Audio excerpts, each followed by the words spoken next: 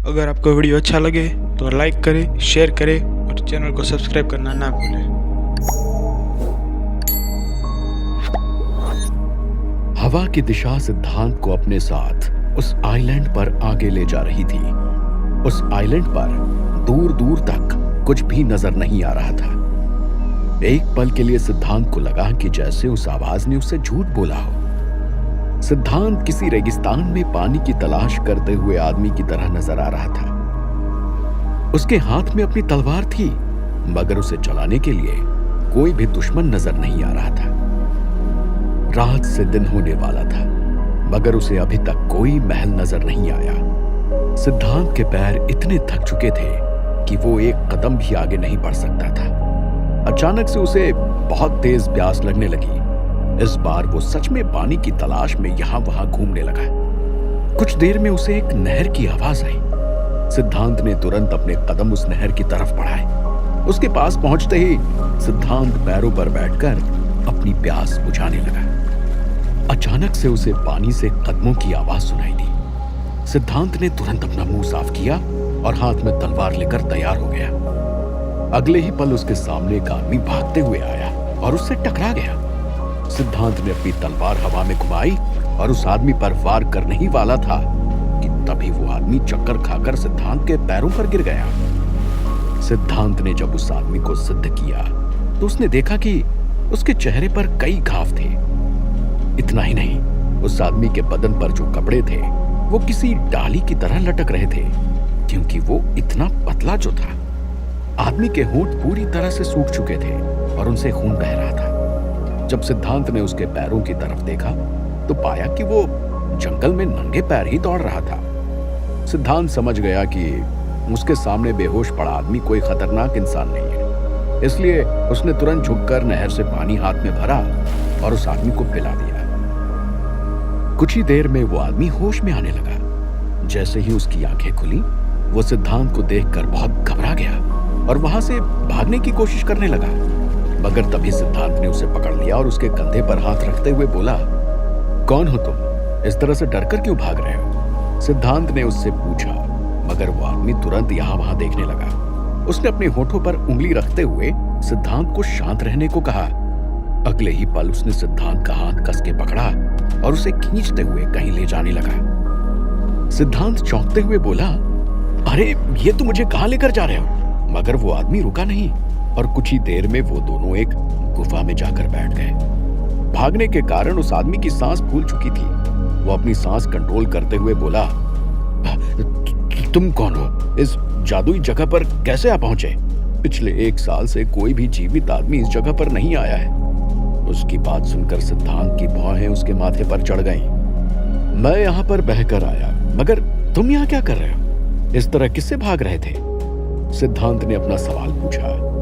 वो आदमी सिद्धांत का जवाब देने ही वाला था, मगर तभी अचानक से सिद्धांत के कानों में गुफा के बाहर से कुछ आवाज सुनाई दी। वो आदमी इतना सहम गया कि उसने तुरंत सिद्धांत की दूसरी तलवार उससे छुड़ा ली और वार करने के लिए तैयार हो गया। सिद्धांत को कुछ भी समझ नहीं आ रहा था, मगर तभी उसकी नजर गुफा में बने एक छेद से बाहर गई और वो दंग रह गया, क्योंकि बाहर छिपकली जैसे दिखने वाले छोटे कद के आदमी यहां वहां घूम रहे थे, जैसे मानो वो आदमी किसी को ढूंढ रहे हो। हर कुछ पल में उनकी जीभ बाहर आ रही थी, जिससे एक पदार्थ निकल रहा था। सिद्धांत ने देखा कि कैसे वो पदार्थ जब एक पेड़ की पत्ती पर जाकर लगा तो वो पत्ती जलकर राख हो गई। सिद्धांत के मन में 1000 सवाल उठने लगे। वो उन सभी के जवाब पाने के लिए उस आदमी की तरफ मुड़ा, मगर उस आदमी ने डर भरी नजरों के साथ सिद्धांत की तरफ देखा और उसे शांत रहने का इशारा किया। कुछ ही देर बाद वो छिपकली जैसे दिखने वाले आदमी वहां से भाग गए। उनके जाते ही उस आदमी ने गहरी सांस ली और जमीन पर धड़ाम से बैठ गया। सिद्धांत ने जमीन पर गिरी हुई अपनी तलवार को उठाया और बोला, ये सब क्या है? वो अजीब से दिखने वाले इंसान कौन है? उस आदमी की नजर गुफा के बाहर कहीं दूर देख रही थी। उसमें छुपे दर्द को सिद्धांत अच्छी तरह से देख पा रहा था। उसने एक गहरी सांस ली और सिद्धांत की तरफ देखते हुए बोला, मेरा नाम हीरा है। मैं और मेरे जैसे न जाने कितने लोग 1 साल पहले मेरे शहर से दूसरे शहर जाने के लिए नाव में निकले थे, मगर न जाने कैसे हमारी नाव भटक गई और हम इस जगह पर आ पहुंचे। मगर यहाँ आने के बाद हमारी जिंदगी पूरी तरह से बदल गई। यहाँ से कुछ ही दूर एक बहुत बड़ा महल है जिसे देखकर हम सभी खुश हो गए थे और हमने सोचा था कि शायद हमें छत मिल जाए। मगर वो हमारी जिंदगी की सबसे बड़ी गलती थी। उस महल में एक दानव रहता है। वो दानव इन सभी छिपकली जैसे दिखने वाले इंसान से काफी बड़ा है। उसने हमें कैद कर लिया था। हर महीने उसे 2 से 3 लोग खाने के लिए चाहिए होते हैं। हम 30 लोगों में से अब बस कुछ ही लोग बचे हैं। उसने मेरी पत्नी और बच्चों तक को नहीं छोड़ा। आज मैं न जाने कैसे उसके जंगल से भाग निकला था। ये छिपकली जैसे दिखने वाले छोटे कद के इंसान उसके चमचे हैं। उनके मुंह से जहरीला पदार्थ निकलता है जिसका इस्तेमाल करके ये अपने मालिक के लिए लोगों को मार देते हैं। इन्होंने मुझे भागते हुए देख लिया था और इसलिए मेरा पीछा कर रहे हैं। उस आदमी की बात सुनते ही सिद्धांत का दिल दहल गया। उसने कभी नहीं सोचा था कि इस जीवन में उसे ऐसा कुछ सुनने को मिलेगा। वो कुछ कह पाता उससे पहले ही वो आदमी सिद्धांत के पैरों पर गिर गया और गिड़गिड़ाते हुए बोला, तुम मुझे एक ताकतवर योद्धा लगते हो। तुम मेरी और मेरे साथियों की मदद कर सकते हो। हमें यहाँ पर मरने के लिए मत छोड़कर जाओ। कृपया करके हमारी मदद करो। उसकी आवाज में जो दुख था उसे सुनकर सिद्धांत का दिल पिघल गया। वो जानता था कि शायद वो उस दानव से लड़ने में कामयाब ना हो, मगर अब जब वो यहाँ आ ही गया था तो उसे उन सभी की मदद करनी ही थी। कुछ देर सोचने के बाद सिद्धांत ने अपना सर हाँ में हिलाया। हीरा नाम का वो आदमी खुशी से झूम उठा और बोला, पिछले 1 साल में शायद ही मैं पहली बार इस तरह मुस्कुराया हूं। अगर तुम हमारी मदद करोगे तो हम तुम्हारी जिंदगी भर शुक्रगुजार रहेंगे। वो दोनों रात होने का इंतजार करने लगे क्योंकि रात में वो आसानी से उस महल में जा पाएंगे। जैसे ही रात की चांदनी जमीन पर पड़ी, सिद्धांत और हीरा उस खंडहर महल की तरफ बढ़ने लगे। आगे बढ़ते हुए सिद्धांत के दिल में एक अजीब सी फीलिंग आ रही थी। कुछ ही देर में सिद्धांत की नजर एक खंडहर राजमहल पर पड़ी। वो राजमहल देखने में किसी महान राजा का निवास लग रहा था, मगर सालों से बिना मरम्मत के कारण वो एक खंडहर में तब्दील हो गया था। उसके हर एक कोने में मकड़ी के जाल लगे हुए थे। इतना ही नहीं, बाहर दीवारों पर भी खून के निशान थे। साथ ही साथ उसकी दीवारों पर हर एक जगह जहर के निशान थे। सिद्धांत ने अपने सूखते हुए गले में थूक गटक कर गीला किया। उसके हाथ पसीज रहे थे, मगर वो जानता था कि अंदर जाने के बाद उसे कोई ना कोई महान शक्ति मिलने वाली थी। जैसे ही वो लोग महल के दरवाजे के पास पहुंचे, सिद्धांत की नजर बाहर पहरा दे रहे 2 छिपकली जैसे दिखने वाले आदमियों पर पड़ी। सिद्धांत उन पर वार करने ही वाला था, लेकिन तभी हीरा ने उसे इशारा करके राजमहल के पीछे की तरफ बुलवाया। हल्के कदमों के साथ सिद्धांत पीछे गया। हीरा ने दीवार से टिके हुए एक घास के ढेर को अलग किया। तभी वहां एक बड़ा सा छेद नजर आने लगा। उसे देखते ही सिद्धांत की आंखें फटी की फटी रह गईं। हीरा ने बड़े ही गर्व के साथ कहा, यह मैंने अकेले ही बनाया है ताकि मैं यहां से भाग सकूं। मगर भागने के बाद मुझे एहसास हुआ कि मैं अपने साथियों को पीछे नहीं छोड़ सकता। चलो धीरे से अंदर चलते हैं और मेरे साथियों को छुड़वाते हैं। सिद्धांत ने एक गहरी सांस ली और हीरा के पीछे झुककर छेद से महल में अंदर चला गया। महल के अंदर अंधेरा छाया हुआ था। अचानक से सिद्धांत का पैर किसी चीज पर पड़ा और तेज आवाज गूंज उठी। जब उसने उस चीज को हाथ में उठाया तो देखा कि वो तो इंसानी हड्डी थी। सिद्धांत ने अगले पल उसे जमीन पर फेंक दिया। तभी वहां पर दौड़ते हुए 2 छोटे कद के छिपकली जैसे दिखने वाले आदमी आ गए। आवाज होने की वजह से वो चौकन्ने हो गए थे। सिद्धांत और हीरा को बाहर खड़ा हुआ देख उन्होंने तुरंत अपनी जीभ खोली और उनकी तरफ जहरीला वार किया। हीरा ने सिद्धांत का हाथ पकड़कर उसे नीचे जमीन पर बिठा दिया। उनकी जीभ से निकला हुआ जहर दीवार पर जा लगा। उसके पत्थर भी जलकर अजीब सी महक देने लगे। सिद्धांत ने बिना कुछ सोचे समझे अपनी तलवार हवा में घुमाई। अगले ही पल उसके और हीरा के चारों तरफ एक रक्षा कवच बन गया। जब उन जानवरों ने दोबारा से उन पर अटैक किया तो उनके जहर का कोई भी असर नहीं हुआ।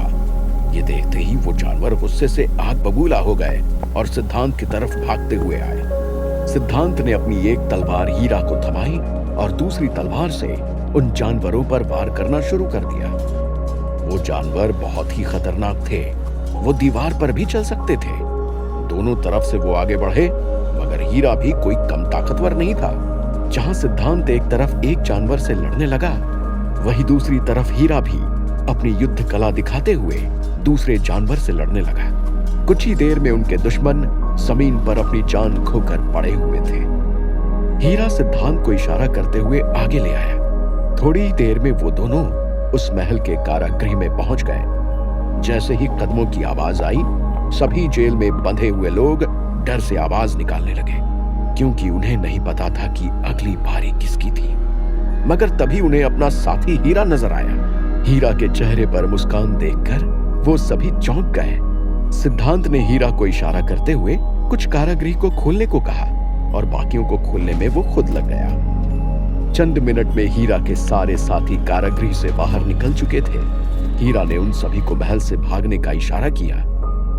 उन सभी ने बिल्कुल भी समय बर्बाद नहीं किया और हीरा ने जो दीवार में छेद किया था, वहां से भागने के लिए तैयार हो गए। कुछ ही लोग बाहर भाग पाए थे कि तभी अचानक से वो पूरा महल हिलने लगा।